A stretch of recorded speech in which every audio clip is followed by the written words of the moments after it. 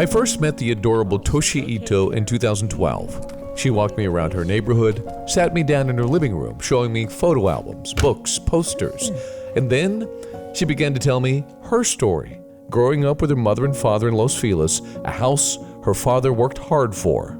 He really loved me and he took care of me.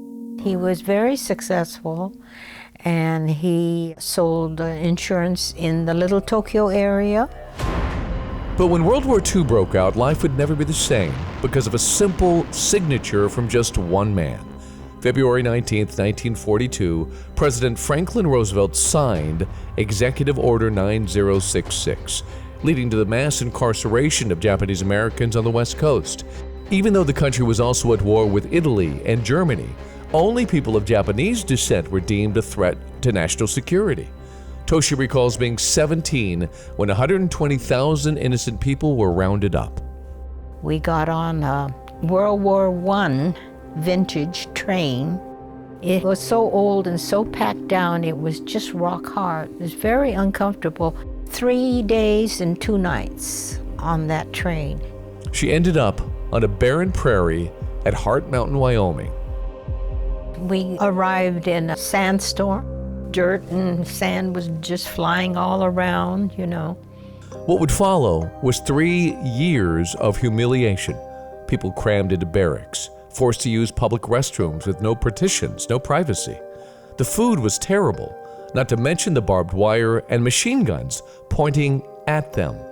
It was a prison. But for Toshi and many others, the worst part, the part that few talk about, was life after these camps and the hate they received when they returned home at the end of the war. When my mother came back, everybody in the neighborhood knew she was Japanese, so the grocery store and the drugstore and all the stores in our neighborhood, they wouldn't sell us anything. So my mother had to take a bus and a streetcar and go near Chinatown, hopefully pass as a Chinese woman, to buy our groceries. But the worst part was the terrible pressure on her father. He tried to get a job, and the insurance company wouldn't reinstate his license or, rehire him. He tried doing physical labor, but he just couldn't do it. We had to sell our Buick, all his office equipment, his steel cabinets, his typewriters and adding machines and so on. Until there was only one thing of value he had left, a life insurance policy. And so he committed suicide.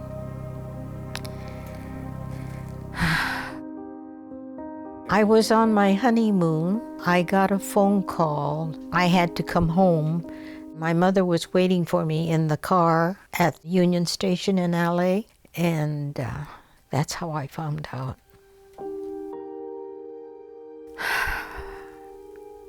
I just started to cry, and I went to my mother and I hugged her and I said, I'm so sorry, And then when I got home,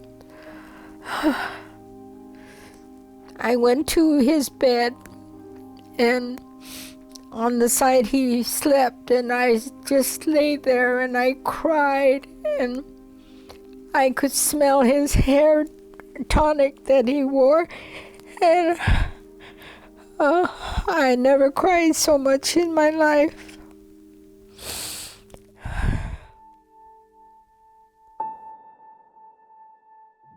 Toshi and her new husband Jim went on to live a long life together. They had 2 children, Chrislyn and Lance. Today, we know him as the Honorable Lance Ito, the judge in one of the biggest trials in American history, O.J. Simpson. The internment experience that my parents and grandparents went through does impact my life today. If there is anyone who understands 906's blatant violation of our constitutional rights, it's Judge Ito. The fact that you could take a whole group of people identified only by national origin, order them from their homes, order them held against their wills, it's a violation of so much of our Constitution. And we need to pay attention every day to maintaining the rights that we have as American citizens. And that somebody needs to stand up when those rights are violated.